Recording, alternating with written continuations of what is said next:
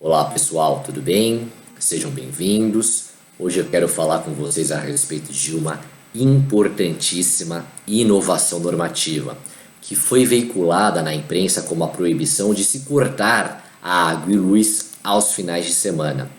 Essas proibições elas foram fruto da Lei 14.015 de 2020, publicada agora no Diário Oficial da União do dia 16 de junho desse ano. E por que essa Lei 14.015 é importante? No aspecto teórico, ela tem relevância para você que pretende prestar concurso público. Por quê? Essa lei ela veio a atualizar o Código de Defesa do Usuário do Serviço Público. Então, se você deseja ser servidor público, obviamente que precisa conhecer os direitos dos usuários do serviço público. Ora, fatalmente essa Lei 14.015 ela vai ser cobrada nas próximas provas dos mais variados concursos públicos. No aspecto prático, ela também tem grande relevância, porque ela repercute no dia a dia não só dos operadores do direito, mas de toda a população que é usuária de um serviço público.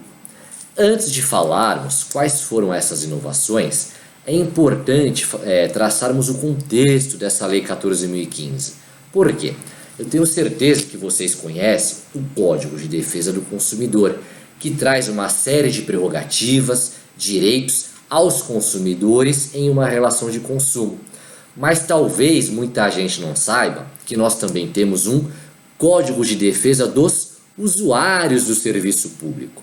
E essa Lei 14.015, ela veio justamente aperfeiçoar o Código de Defesa do Usuário do Serviço Público.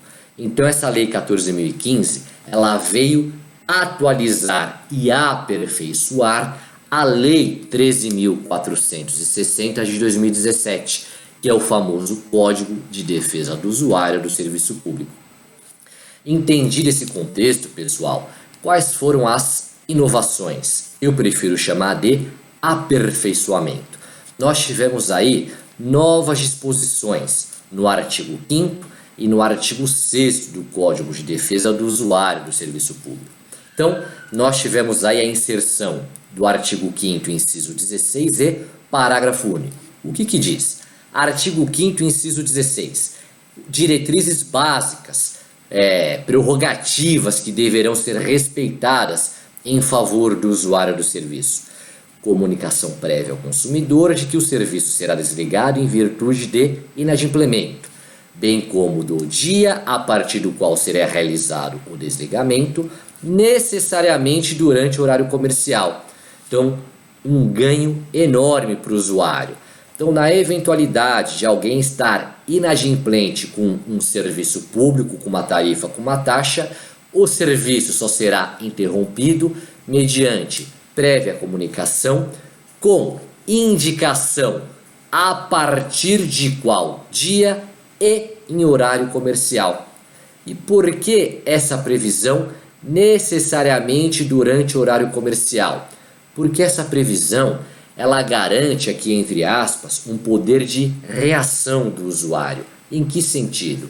Em poder comparecer em tempo hábil à concessionária, ao órgão público, a fim de contornar a situação, seja adimplindo com débito em aberto, tentando um acordo, um parcelamento, ou até mesmo, se esse desligamento for indevido, sendo em dia útil e em horário comercial, é muito mais fácil para o usuário se socorrer de um advogado ou defensor público para tentar remediar essa problemática, o que não ocorre aos finais de semana e feriado. Final de semana e feriado, a concessionária está fechada e é muito mais difícil o contato com o advogado ou defensor público. E ainda que consiga o contato, estaremos diante de plantão judiciário, em que as matérias são mais restritas e é muito mais difícil operacionalizar a questão. Pois bem, artigo 5º, parágrafo único, uma nova previsão, mais um ganho em favor dos usuários. A taxa de religação de serviço não será devida se houver descumprimento da exigência de notificação prévia. Então observem, pessoal, que diferentemente do que foi veiculado pela mídia, a dispensa da taxa de religação, ela não é automática, ela não irá vigorar em todas as situações. O consumidor, ou melhor, o usuário, só estará dispensado de pagar a taxa de religação se a concessionária, se o prestador do serviço descumprir a regra da comunicação prévia com indicação de um dia em horário comercial. Então, muito cuidado com o parágrafo único.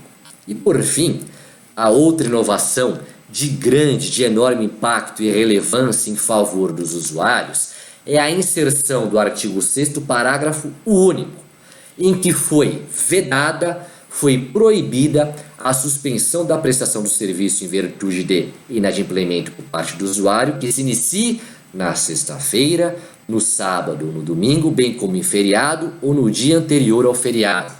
Então, o parágrafo único, ele proíbe que o serviço público seja interrompido em razão do inadimplemento aos sábados, domingos, sextas-feiras, feriados e vésperas de feriados.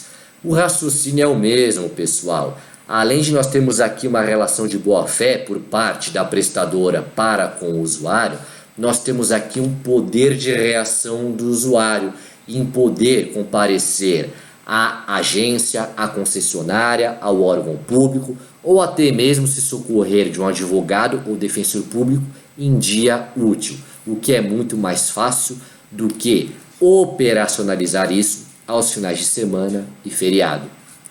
Para finalizar, eu consigo identificar aqui com tranquilidade ao menos 3 finalidades dessa inovação normativa. A primeira delas, garantia da ampla informação. Então, assim como nós temos no Código de Defesa do Consumidor a previsão da ampla e restrita, clara e objetiva informação ao consumidor, nós também tivemos essa ampliação no Código de Defesa do Usuário do Serviço Público.